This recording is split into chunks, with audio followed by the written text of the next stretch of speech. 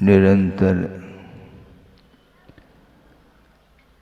आगम के आधार से ही विचार रखते आए हैं,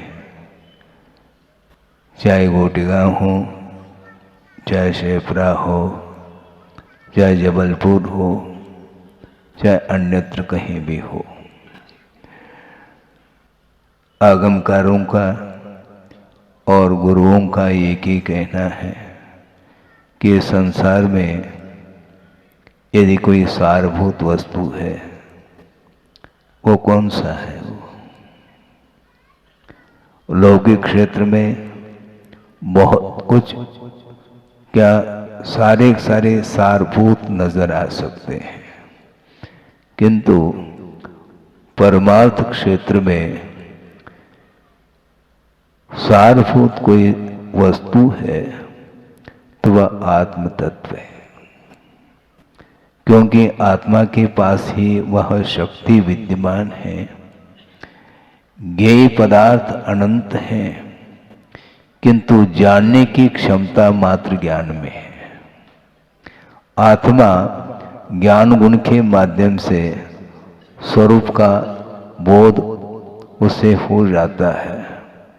इसलिए आत्म तत्व तक आने के लिए परमार्थ का परिज्ञान होना अत्यंत आवश्यक है। इसलिए जो कर्मों का जो निरंतर आश्रय हो रहा है, उसको रोकने के लिए जो बोध प्राप्त होता है वह परमार्थ का बोध माना जाता है। पारमार्थिक क्षेत्र में जो कुछ भी विकास करने के लिए तत्पर हो जाता है व्यक्ति, तो वह कहाँ तक पहुंच जाता है? सम्यक ज्ञान और क्षायिक ज्ञान, इसमें अंतर है। सम्यक ज्ञान 5 है, किंतु क्षायिक ज्ञान मात्र केवल ज्ञान है। तो आपको केवल ज्ञान प्राप्त करना है, क्या कुछ और करना है? लौकिक क्षेत्र संबंधी ज्ञान होना भी अपेक्षित है, मैं मानता हूं, किंतु लक्ष्य क्या होना चाहिए, उद्देश्य क्या होना चाहिए? हमें संसार में ही रहना है, अन्यान्य पदार्थों से प्रभावित होकर के यहीं पर रह करके जिसको सुख बोलते हैं आप लोग, आगम नहीं कहता उसको सुख, किंतु संसारी प्राणी की जो मान्यता बन चुकी है, वो सुख को प्राप्त करने के लिए वह जहां कहां जहां जहां मिल जाए वहां पर जाने के लिए तत्पर हो जाता है। एक व्यक्ति ने कहा था कि महाराज, हम शहर में हैं, हम धर्म का पालन नहीं कर पाते हैं, हम प्रतिमाओं का पालन नहीं कर पाते, तो हम कैसे करें? तो उनको एक ही कहा था कि जो व्यक्ति वित्त का अर्जन करना चाहता है, वह देहात को छोड़ करके शहर में बस जाता है। तो आप शहर में बसे हैं, तो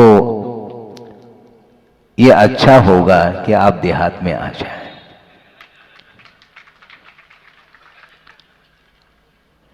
व्यवसाय के लिए आप बिल्कुल महानगरी वहां पर पहुंच जाते हैं, और वहां पर भी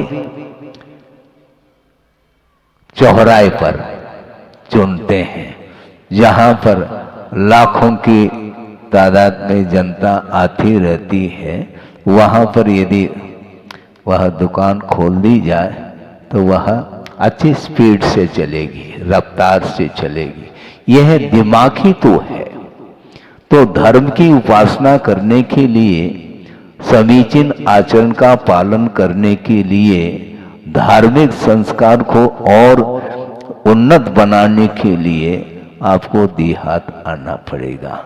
चाहे आज आ जाओ, चाहे कल आ जाओ, गांव बहुत अच्छा है, जिसको घोटे गांव बोलते हैं।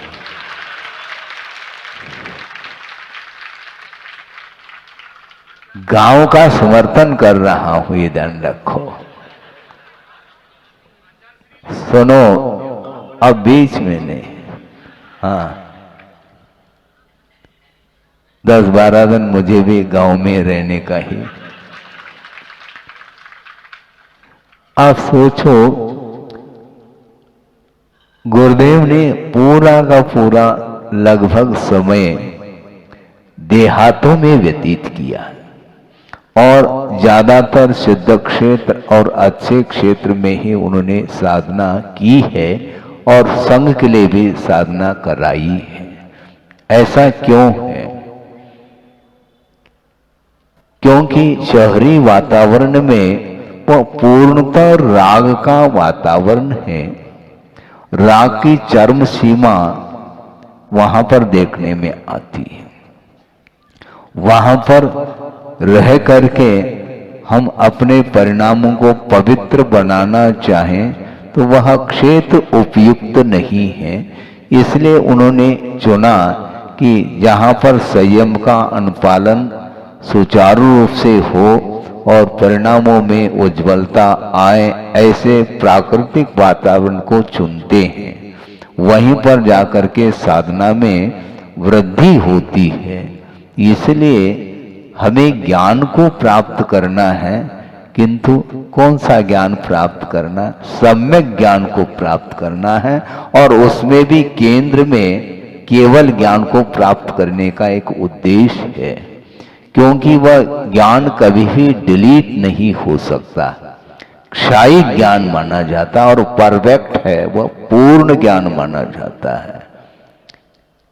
कंप्लीट ज्ञान जिसको बोलते हैं, इनकम्प्लीट नहीं। आप कौन से ज्ञान की बात कर रहे थे? या आलोचना की बात नहीं, अच्छे आप कर रहे हैं, करें, इसमें कोई दो राय नहीं है। संस्कार बच्चों के ऊपर पड़ना चाहिए। ज्ञान का, सम्यक ज्ञान का संस्कार जिसको बोलते हैं, प्रतिभा स्थली खोल करके गुरुदेव ने एक बहुत, किन शब्दों में हम वर्णन करें, संभव नहीं है। बड़े बड़े स्कूल कॉलेज के जो टीचर्स हैं और भी प्रिंसिपल आदि, वहां पर आकर के उस वातावरण को देखते हैं तो उनको भी आश्चर्य होता है कि बाहर भी कॉलेज चल रहे हैं, सब कुछ हो रहा है, किंतु मर्यादा का बोध उन्हें नहीं मिलता। वहां पर जाने के उपरांत संस्कार की बात नहीं आती, केवल ज्ञान की ही बात आती है। किंतु ज्ञान में यदि धार्मिक संस्कार है तो वह सम्यक ज्ञान की कोटि में आता है। तो ज्ञान तो प्रत्येक के पास है, किंतु उसमें समीचीनता की आवश्यकता है। तो वह समीचीनता जो आएगी वह पंच परमेष्टि की आराधना उपासना के माध्यम से ही आती है। और चौथी कक्षा से लेकर के 12वीं कक्षा तक जो प्रतिभा स्थली में जो बालिकाएं अध्ययनरत हैं और उनके लिए जो यंग एज की जो बहनें हैं, जिन्होंने अच्छी डिग्री पाई है, कोर्स, बड़े बड़े कोर्स करके और उस लौकिक ज्ञान में तो निष्णांत हुई हैं, उसके साथ साथ धार्मिक जो ज्ञान उन्हें प्राप्त हुआ गुरुदेव के माध्यम से, और गुरुदेव के प्रति समर्पण भाव रखते हुए निःशुल्क वह सेवा दे रही है। तो इस प्रकार का जगह जगह ये कार्य होता चला जाए, चाहे वह बालिकाओं के लिए हो अथवा बालकों के लिए हो, सबके लिए हो, किंतु उद्देश्य केंद्र में ये होना चाहिए कि धार्मिक संस्कार के बिना ज्ञान का कोई भी मूल्य नहीं है। हमें किसके शरण में जाना है? किसके शरण में जाना है? चार ही शरण बोल रहे हैं आप। अर्हंते शरणम पव्वज्झामि, सिद्धे शरणम पव्वज्झामि, साहु शरणम पवज्झामि केवली पन्नतम धम्मम शरणम। केवली प्रणीत जो धर्म है उसके मैं शरण जाता हूं। केवल ज्ञानी के द्वारा प्रणीत जो धर्म है अहिंसा में धर्म, वह विश्व धर्म होना चाहिए। जगह जगह प्रत्येक व्यक्ति उस अहिंसा की उपासना करने लग जाए तो कहना चाहिए कि और कौन सी इससे बढ़कर के प्रभावना हो सकती है। परोपकार की भावना, एक दूसरे के प्रति दया का भाव, करुणा का भाव, वात्सल्य, प्रेम, आत्मीयता का जहां पर भाव जागृत होता है तो वहां पर जो सुख प्राप्त होता है वह सुख दुनिया के किसी भी कोने में संभव नहीं है। इसलिए कर्म के आश्रय को रोकने की बात मैं लगभग प्रतिदिन वह विषय देता हूं। आज भी उसी को आगे बढ़ाना चाह रहा हूं। निरंतर जो भाव उत्पन्न होते हैं, विभिन्न प्रकार के भाव, जिसके माध्यम से कर्मों का आश्रय होता है। आश्रय का अर्थ कहीं कर्म बाहर से नहीं आते, किंतु आत्म प्रदेशों पर वो सारी वर्गनाएं, कर्म वर्गनाएं विद्यमान हैं मटेरियल के रूप में, और आत्मगत राग द्वेषादिक परिणामों के माध्यम से उनका कर्म के रूप में जो परिणमन होना है उसी का नाम आश्रव है। आश्रव का अर्थ कहीं बाहर से आ रहा है ऐसा नहीं, किंतु परिणमन के अर्थ में उसको लिया है आश्रव। तो राग द्वेषादिक जो भाव हो रहे हैं उसके माध्यम से निरंतर कर्म का आश्रव अथवा बंध होता है। उस बंध से मुक्त होने के लिए अपने आप को स्वतंत्रता का अनुभव करना चाहो तो उसके लिए किसके शरण में जाना, ये बात कही जा रही है। क्योंकि 12 भावनाएं हैं, उसमें एक अनित्य भावना प्रारंभ वहीं से हम करते हैं। आगमकार ये कह रहे हैं तत् भवे किम शरणम, ये संसार में क्या शरणभूत वस्तु है। जत सुरिंदान दीसदे विलवो, जिस संसार में सुरेंद्र का, देवेंद्र का भी विलय देखने को मिल रहा है, तो ऐसे स्थिति में हम किसके शरण जाएं। तत् भवे किम शरणम जत सुरिंदान दीसदे विलवो, और हरिहर बम्बा दिया काले ने कवलिया जथ। बड़े बड़े जो पुण्यशाली व्यक्तित्व को लेकर के हैं उनका भी विलय देखने में आता है। काल के द्वारा सब कवलित होंगे। हाँ, जब तक जीवन है तब तक जीवन है, उसके बाद अवसान का जब समय आता है फिर बाद में अवसान होते पुनः उसको 1 to 1 to करना है, ये भी ध्यान रखें। बड़े बड़े डिग्री लेने के बाद ही गाड़ी पुनः रिवर्स होती है और पुनः नर्सरी से प्रारंभ होता है। इसलिए नर्सरी को पक्का करो, बार बार नर्सरी का मुख देखना न पड़े, इस प्रकार का कोई रास्ता, ऐसी कोई तरकीब, टेक्नोलॉजी जिसको बोलते हैं, ऐसा ढूंढो जिसके माध्यम से एक बार ज्ञान प्राप्त होने के बाद फिर उसका विनाश न हो। तो अक्षय अनंत सुख के कारणभूत ये केवल ज्ञान है। उसको प्राप्त करने का एकमात्र संकल्प होना चाहिए, उद्देश्य होना चाहिए। उद्देश्य के अनुरूप ही कार्य होता चला जाता है। इसलिए गुरुदेव ने ये कहा था कि कार्य के संपादन में कारण उतना महत्वपूर्ण नहीं जितना कि उद्देश्य। वैसे कहा है साधक तमह कारणम, ऐसा कहा।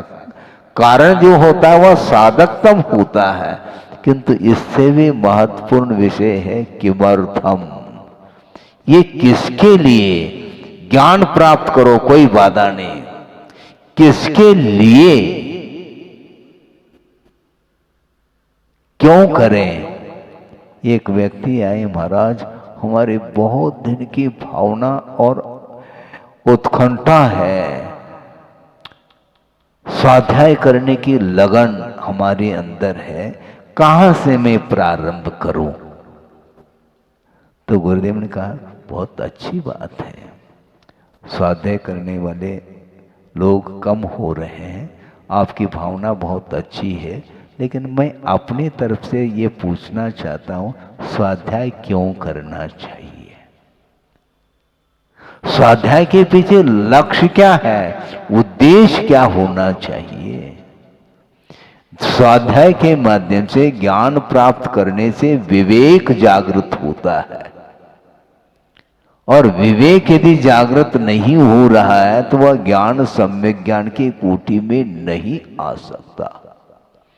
तो इसलिए इसी प्रकार उनने एकाकी होकर के क्या चिंतन करते होंगे, और चिंतन करते करते जब सामने वह विषय आ जाता है तो वह विस्मय में पड़ जाता है व्यक्ति कि ये चिंतन किया था, और हम सोचते थे महाराज तो फ्री में बैठे रहते हैं, फ्री में नहीं बैठते हैं, ध्यान रखो। वो कभी फ्री में बैठते नहीं, निरंतर जो है विश्व के हित का ही चिंतन करते रहते हैं, उसके माध्यम से बड़े बड़े प्रकल्प सामने आ रहे हैं। देख करके ऐसा लगता है, वहां पर अभी अभी वहीं से आया हूं मैं, दयोदय में पंचकल्याणक हुआ, और वहां देखा, पहले भी गया था 10 दिन मुकाम वहां पर, चातुर्मास के पूर्व में हुआ था, और पुनः अभी देखा ठंड के दिन में भी वो छोटी छोटी बालिकाएं बैठ करके, धूप में बैठ करके आनंद के साथ बहुत निश्चिंत होकर के अध्ययन कर रही है। वातावरण देखो, वहां पर वातावरण देखते ही 4 दिन के लिए जाओ तो 40 दिन रुकने की भावना होती है। वातावरण का बहुत बड़ा असर आता है। प्राकृतिक वातावरण होने से, राग रंग का वातावरण नहीं होने से अपने आप ही जो है मन केंद्रित हो जाता, लगाने की आवश्यकता नहीं पड़ती। तो ऐसे स्थिति में हमें किसके शरण जाना है, दुनिया के शरण जा रहा है संसारी प्राणी, वह अपने आप का शरण ले नहीं पा रहा, अथवा शुद्ध परमात्म तत्व को प्राप्त करने के लिए जो 4 शरण बताए उनके शरण नहीं जा पाता। केवली पन्नतम धम्मम शरणम, शरण जाता हूं। तो इस 3 लोक में जब देवेंद्र का विलय देखने में आ रहा है तो शरण लेने योग्य क्या है। सौधर्म इंद्र के शरण तुम लेओगे तो जन्म जरा मृत्यु से ऊपर उठोगे क्या तुम? नहीं, क्योंकि उन्हीं का विलय देखने में आ रहा है। तो सामान्य व्यक्ति की बात तो छोड़ो, ये विलय क्यों होता है? ये वस्तु का स्वरूप है। इसलिए अविनश्वर तत्व को प्राप्त करने के लिए ही ये पर्याय मिली है। इस पर्याय की सार्थकता सिद्ध करना चाहो तो आपको आज नहीं कल धर्म के शरण में ही आना है। धर्म को छोड़ दिया फिर क्या बचा? जिस धर्म के माध्यम से स्वरूप का परिज्ञान होता है, स्वरूप की ओर दृष्टि आ जाती है, तो सारी इच्छाएं समाप्त हो जाती हैं, राग समाप्त हो जाता है। आपको क्या चाहिए महाराज?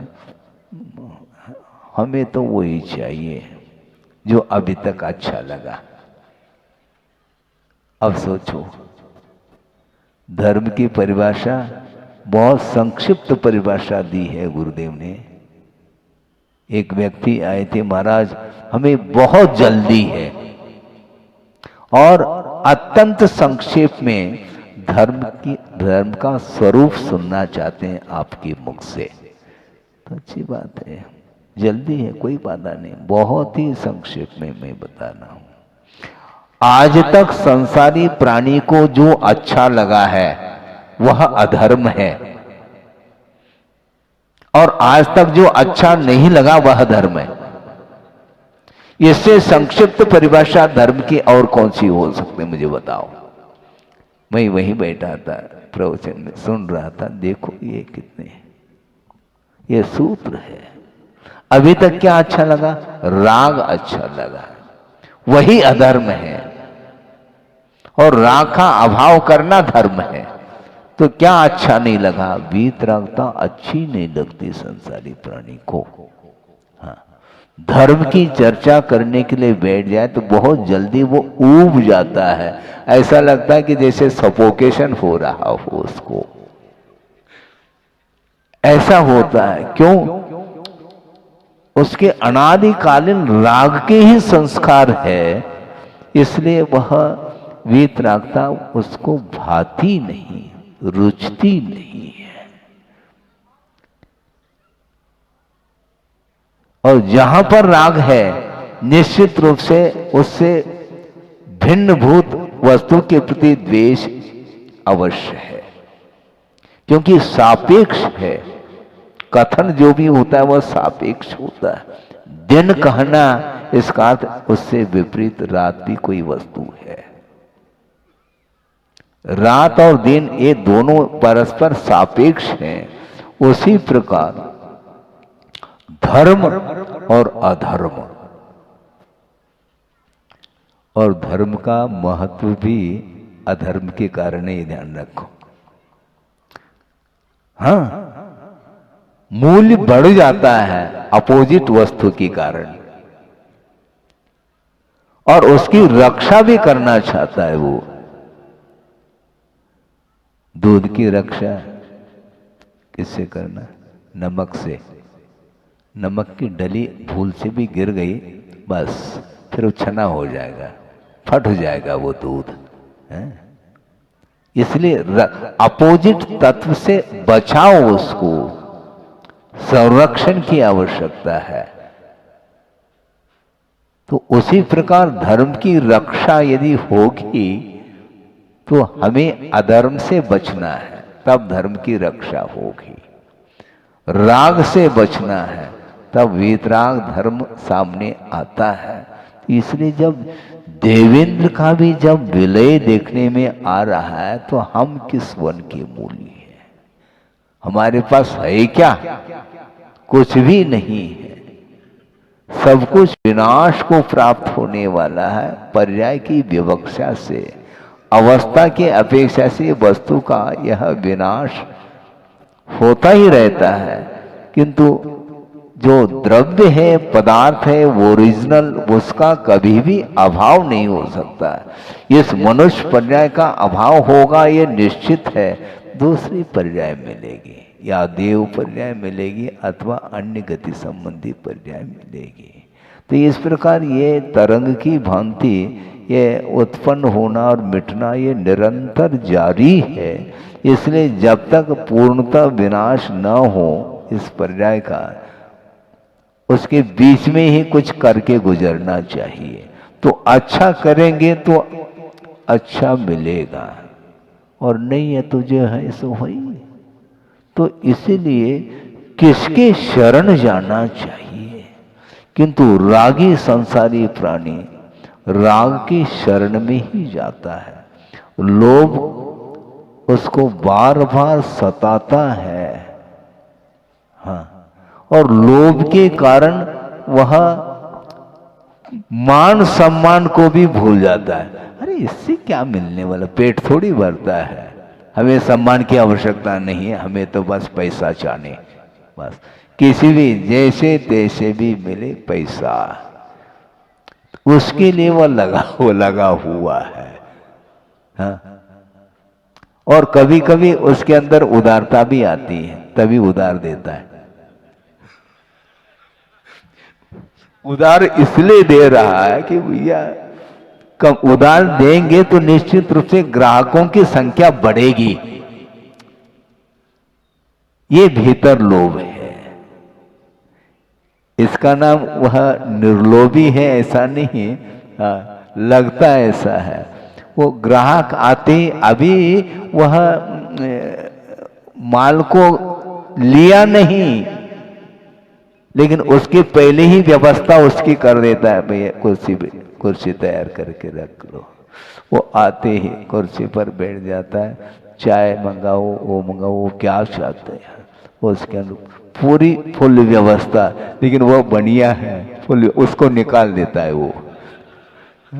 ऐसा तो नहीं तो प्रतिदिन इस प्रकार करेगा तो दुकान क्या होगा। तो बहुत होशियार रहता है वो। तो इस प्रकार भीतर जो है ना, ये आसक्ति तृष्णा उसकी बनी रहती है। इसलिए दूसरे के लिए भी सम्मान भी देता है और दद्दा दद्दा बोलता है। छोटा बालक भी हो तो दद्दा बोलता है, क्योंकि किसी भी प्रकार से सामने वाले को खुश करना है, प्रसन्न रखो। तुष्टिकरण की नीति इसी को बोलते हैं। सामने वाले को संतुष्ट रखो तो व्यक्ति जुड़ जाता है। किंतु आचार्य कहते हैं हमें संसार को नहीं जोड़ना है। हाइकू उन्होंने दिया, जुड़ो न जोड़ो, न किसी से जुड़ना न जोड़ना, जुड़ो न जोड़ो, जोड़ो जुड़ो न जोड़ो, जोड़ा छोड़ो। यदि पूर्व में जोड़ा है इसको छोड़ो पहले। जोड़ो न जोड़ो, जोड़ा छोड़ो, जोड़ो तो बेजोड़ जोड़ो कहा। और बेजोड़ कौन है? पंच परमेष्टि से ही हम संबंध रखेंगे, वही बेजोड़ है। बाकी सारे सारे ओम शांति कुछ है ही नहीं।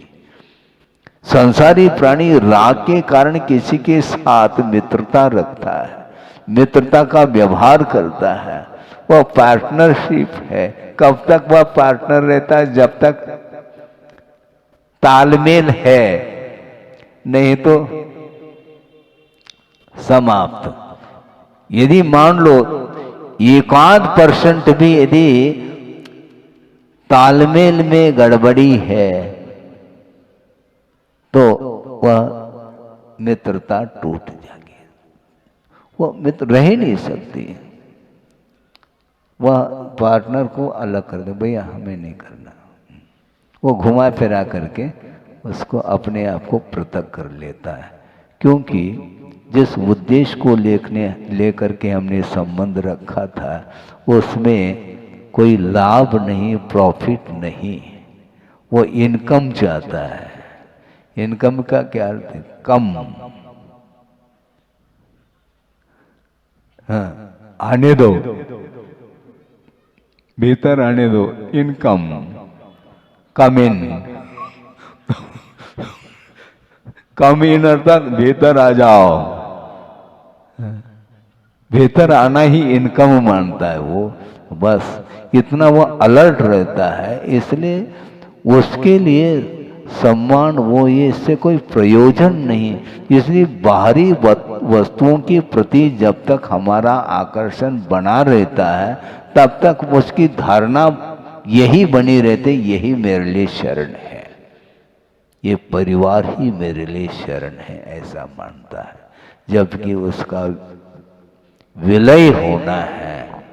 लेकिन विलय होते हुए महाराज ये आपके प्रवचन तो हमें तनाव के लिए कभी कभी कारण बनते हैं।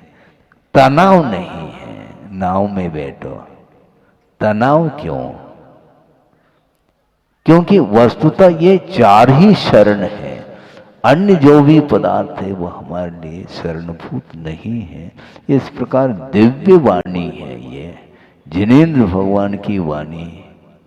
तो ऐसी स्थिति में अकाट श्रद्धा करो और यह प्रयोजन भूत जो तत्व है उसको प्राप्त करने के लिए सम्यक ज्ञान की आवश्यकता पड़ती है।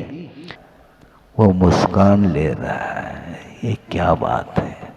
राजा ने सोचा ऐसा क्यों?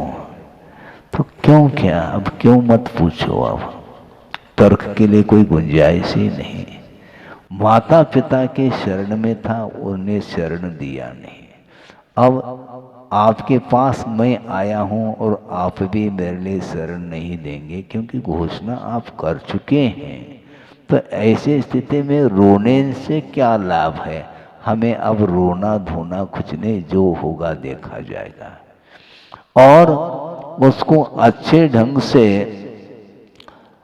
नहला धुला करके तैयार कर दिया और उसको रथ में रखा गया और बिल्कुल नगर की परिक्रमा करके और नदी के पास उसको ले जाया गया।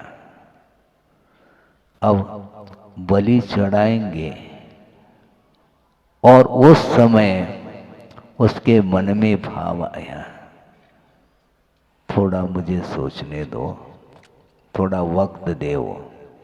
और वह प्रभु की आराधना करने के लिए बैठ गया। इतने में होता क्या है, आकाशवाणी होती है और तुरंत उसने कहा, क्या चाहते हो? मुझे कुछ नहीं चाहिए, मुझे कुछ नहीं चाहिए, किंतु जिसके शरण की मैं प्रतीक्षा कर रहा था, वो कोई भी इस संसार में शरण देने योग्य नहीं है। वो शरण लेने योग्य इसलिए नहीं है क्योंकि जो पालन पोषण करने वाले माता पिता और वही शरण नहीं दे रहे हैं, और राजाई मुझे, मैं उनके शरण में जाता हूं तो उसकी मति भी पलट गई है, तो मैं किसकी शरण में जाऊं? तो भगवान प्रसन्न हो गए। भगवान कहते हैं, तुम चले जाओ, तुम्हारे ऊपर आपत्ति नहीं आने वाली है। क्योंकि राजा के लिए बात समझ में इसलिए आ जाती है, उस देव ने ये कहा था प्रसन्न होकर के, अब ये पुल निश्चिंत होकर के तुम बनाओ, ये पुल टूटेगा नहीं, ध्यान रखो। क्यों? अब बलि की आवश्यकता नहीं है। ये परीक्षा हो गई, एक प्रकार से एक रूपक बनाया गया है। घटना घटी नहीं घटी इसकी बात नहीं कर रहा हूं, कि वस्तुतः ये हम लोगों की परीक्षा है। ये हम बहुत जल्दी धैर्य को खो देते हैं और कि किन प्रकार से अपने लक्ष्य तक पहुंचने के लिए हिंसा अहिंसा का कोई विचार नहीं करते हैं। मन में जो बात समझ में आ जाती है उसके अनुरूप हम करते हैं। दिमाग होते हुए भी आस्था की कमी होने के कारण हम किन प्रकार से सोचते हैं, किसी भी प्रकार से उसकी पूर्ति होनी चाहिए। ये किन प्रकार से पूर्ति मत करो, किंतु दया को यदि छोड़ोगे तो निश्चित रूप से अहित होगा। जो कुछ भी देखने में आ रहा है वो निश्चित रूप से ये कर्म परीक्षा लेता रहता है। कर्म बांधा है तो समय समय पर वह उदय को प्राप्त होता है, तो आपकी परीक्षा होगी। इसके उपरांत भी तटस्थ होकर के आप ऐसे कोई विचार करो जिसके माध्यम से न किसी की हिंसा हो न कुछ हो। इस प्रकार सोचने में नहीं आता महाराज। कौन सोचेगा? केवल अपने ही अपना सोचना चाहता है, दूसरे के भले के बारे में कुछ नहीं सोचोगे तो तुम्हारा भला कैसा होगा? तुम्हारा भला तभी होगा जब तुम्हारे द्वारा विश्व का भला हो। ये ध्यान रखो। एम होना चाहिए, लक्ष्य होना चाहिए, किसी भी प्रकार से सुखी रहे पूरा संसार। लेकिन पूरा संसार सुखी तब रहेगा जब उसके अनुरूप कृत्य करेगा। इसलिए वस्तुतः ये शरीर तो मिटने वाला है, लेकिन धर्म साथ जाएगा। इसलिए उस बालक ने सोचा, जब रक्षक ही भक्षक बन सकता है, बनता है, तो उसके शरण में जाने में क्या लाभ है? हम तो पंच परमेष्टि की शरण में जाएंगे।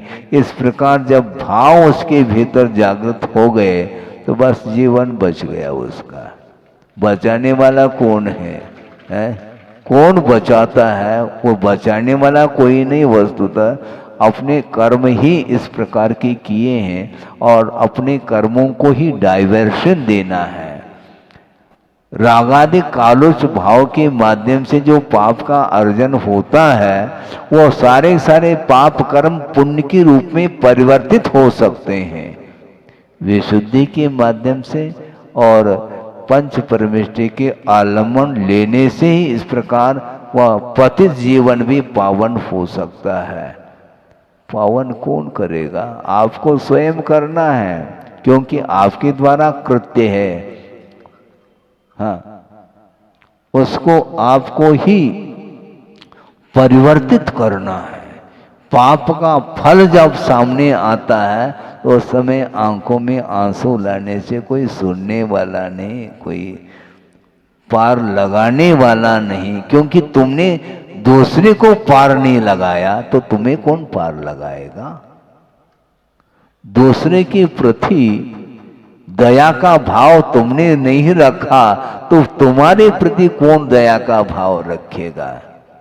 इसलिए वस्तुतः अहिंसा जो धर्म है वही हमारे लिए शरण लेने योग्य है। भव समुद्र से पार होना चाहो तो आपको और कहीं नहीं जाना, पंच परमेष्टि को छोड़ करके।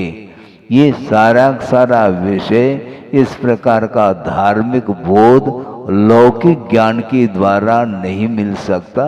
लौकिक ज्ञान प्राप्त कर लो, कोई बाधा नहीं, क्योंकि उसके माध्यम से जीवन यापन करने की बात होती है, किंतु परमार्थ के साथ जो जीवन जीना चाहेगा उसका जीवन धन्य होगा। क्योंकि बार बार जो जन्म मरण की जो परंपरा चल रही है उसका विच्छेद करना चाहो तो परमार्थ ज्ञान ही उसके लिए सक्षम है। संसार समुद्र से पार लगाने के लिए यदि कोई ज्ञान है तो वह सम्यक ज्ञान है। सम्यक ज्ञान के माध्यम से अपने को पार होना है। कहाँ से? संसार से।